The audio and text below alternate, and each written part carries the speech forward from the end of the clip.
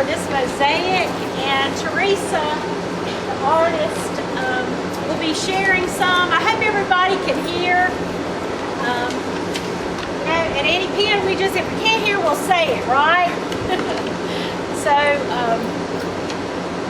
share this blessing with me. For healing and hope given to those who will seek this space for solace. We seek blessings to flow within this sacred space. Comfort, consolation, and care of those who will visit this space. We ask for blessings to flow within this garden and the mosaic. For the beauty seen and experienced by all who will enter this space. We anticipate blessings of lives to experience this garden mosaic. Creativity placed within the heart, mind, and body of its artist. We offer our blessing for her and her gifts of beauty she has so richly shared with Penn Hospital. So, Teresa, you will share some prompts. Well, I will. Thank you. And Patricia said, "Oh, we probably need a PA," and I said, "No, I have a 14-year-old son. We don't need a PA." Years of practice. But a couple of years ago, Patricia first approached me about her dream, her idea of creating a space out here that would be a space of solace and peace, meditation, just to kind of get out of the walls of the hospital, the stresses that may accompany that naturally, and just have a moment to step away from that. And she had a vision for a mosaic to go along this wall. Some of you will remember that originally there were windows there. And at some point during the hospital's renovation and the ceiling was dry, they simply painted over those windows, which was a great solution at that time, just to paint over that. And that's the way it stayed for, we don't know how many years, but for a long time. So she had a vision of that and asked me if that was possible. And at that time, we were still even thinking about leaving the windows there and going above it. And I basically said, "Oh, I'll glue anything to anything. That's, give me glue and something to put on there." And I'm very happy about that. But we did talk about that. And at that same time, that spring a couple of years ago, and this is the point where I'll probably make some people angry, but I'm going to call some people out. But I had an incredible opportunity to have an intern that spring, a senior in high school. And he came and worked with me on Southwest Market Street, where I had a gallery there and studio space. And so he and I both came out and we stood out here a little more than 2 years ago and talked to Patricia about her idea. And she was very open with what the concept would be. And just so we started just batting around a few ideas. Well, at that point I asked my intern, said, "Well, why don't you, if you like, you could go home, you could sketch out your impression of what kind of design could go up there." And he did. I sketched a few things. Patricia had a few thoughts. But when he brought it into me to show me his sketches, and if you guys know who create things, maybe you write poetry, maybe you sing, write songs, there's that moment of sharing that is very difficult to do, right? You put yourself out there, you want to do your stuff and hide it away. And so he brought it out to me with my prodding and begging, and I opened his sketchbook. In fact, the very first sketch that he did, once I saw that was all there was. Once I saw that I was positive was exactly the idea or the concept. And it was one particular panel.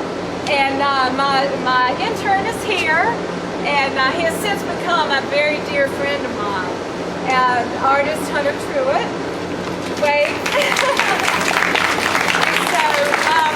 And as you walk around, I would like for you to take a look at the desk that's over here, and you will see the sample board that we created from his drawing that was inspired from that particular drawing, and that is over here that we did a couple of years ago. from that, the process began, and of course the windows were removed so there was a more stable surface. These are all the nuts and bolts of it. But it's just been nothing but a pleasure the entire time. And it's been a lot of hours. I did estimate the number of labor hours that it took, and I did have someone, I don't know if Jackie's still here, that said, wow, she said, wow, how many pieces? Did you want to make a guess? 55,000. Oh, no, not that many. but I did estimate the pieces, and it was 16,380 some. If you don't believe me, you can count them.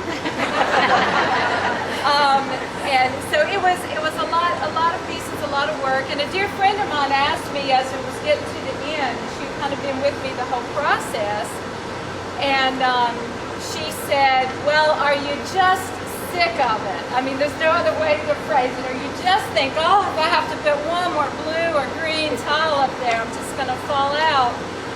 And I would have, if you had asked me that before I started, I said, oh yeah, by the time I get to the end, I won't be able to do any more. It'll be enough. But strangely enough, it wasn't like that at all for me. My experience with this was like when you get to toward the end of a really good book, you know, and you look, oh, there's only a few more pages left, that feeling you had, that's what this felt like to me, to get to the end of it. Was bittersweet. And just a couple other things I want to say. I do appreciate the Penn Hospital Foundation so much for, they purchased all of the glass you see, all of the tiles. They made that possible because they purchased the glass tiles for this.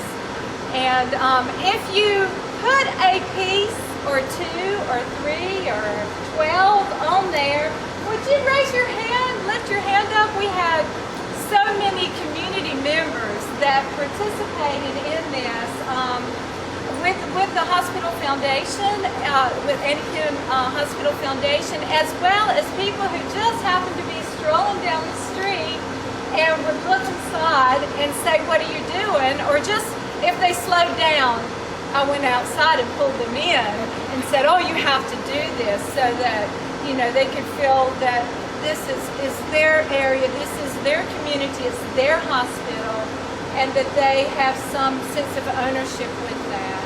And along those lines, I will call out, and I will be punished for this, but Diana Moran, who's our videographer today, she has put untold hours. I did record them, but I'm not telling how many. But she put an enormous amount of time and effort, and we got through a lot of hot tea over these panels where she would sit with me and work on that, and I am really grateful to you for that.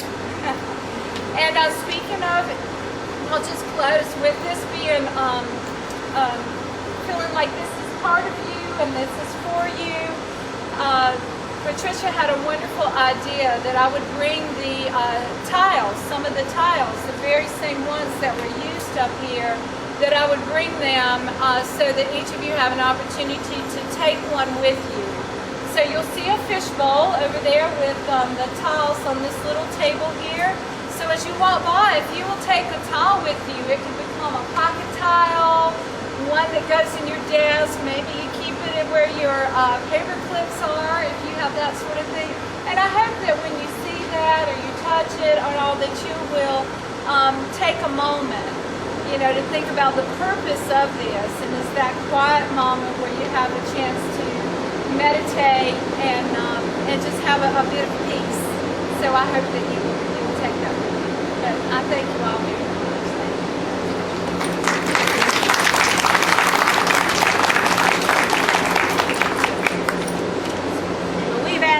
To sing another song for us. So I hope we can hear that as I hear another air conditioner go on. First of all, I'd like to thank everybody, and I'd just like to reiterate that this place is for everyone, all faiths, all religions. Rayoti, is that how you say? Can you come up here with me? It's all about love, and not hate, just like Rayoti's prayer said. And I believe, and I think a lot of us believe, that the Holy Spirit is the intersection of every religion. And I just pray that we can let our similarities bring us closer and not drive us apart. And I'd like to thank you for your prayer. And so I was trying to decide what song to do today. I'm going to do a song called I'm Not Going to Hate. So thank you. Thank you. You're welcome. Let's do it for you. Try to figure out where to stand. Let's see. On top of the chair. Right here. Yeah. My eyes have done their share of drying.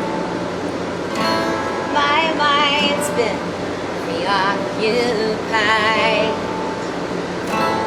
My life's like blackbird flying from a resting place on a wire. My ears sting deaf from deception. My hands shake cold from numb. My back breaks, friend rejections, judgments and grudges and hung. But I'm not gonna hate, even if I ache inside. Not gonna hurt someone, even if I'm justified. I'm not gonna lie, even if I've been deceived. An eye for an eye is not the life I choose. I choose to leave.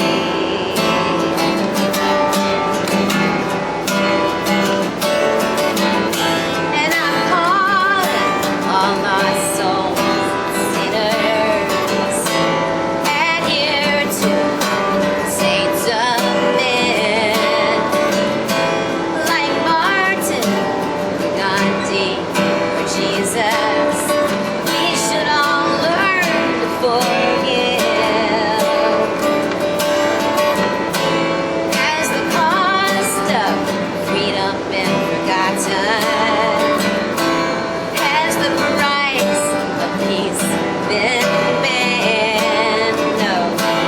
I believe love lives somewhere inside the brotherhood of man. So I'm not gonna hate, even if I ache inside. I'm not gonna hurt someone, even if I'm justified. Not gonna lie, even if I've been deceived. An eye for an eye, not the life I choose. I choose to leave. Not gonna hate. Not gonna hate.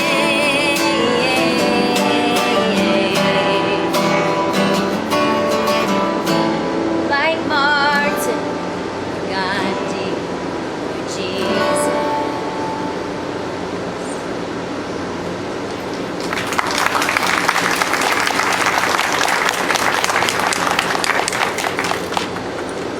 So much more for sharing in this place. So, as we leave today, since we have a full, we're all very blessed that we are all here filling this space, this beautiful space. I ask that you will take a tile with you. I want you to remember that tile as a way that we are connected. Just as Teresa connected these pieces to make the beauty and grace that we see. May you